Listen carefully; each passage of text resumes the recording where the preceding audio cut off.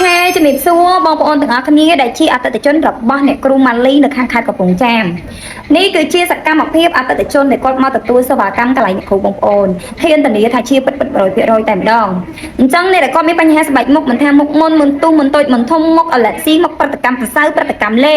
មុខដែលមានស្នាមដោយសារការញិចមុនឬក៏ប្រើប្រាស់ផលិតផលច្រើនហើយនៅតែមិនជឿនៅតែមិនបាត់ណាបងប្អូនអាចមកជួបពិគ្រោះជាមួយអ្នកគ្រូបានការពិគ្រោះយោបល់ជាមួយអ្នកគ្រូគឺអត់គិតលុយទេគឺ free ជូនបងប្អូនហ្មងបញ្ជាក់មួយទៀតណាមិនថាមុខមុនក៏ដោយមុខជួមសរសៃក្រហមក៏អ្នកគ្រូទទួលព្យាបាលដូចគ្នាគ្រាន់តែថាការព្យាបាលបញ្ហាជួមយើងត្រូវប្រើពេលវេលាបន្តិចព្រោះអ្នកគ្រូផ្ដោតទៅលើការព្យាបាលទៅលើស្បែកចាអញ្ចឹងអ្នកដែលគាត់មានបញ្ហាមុខ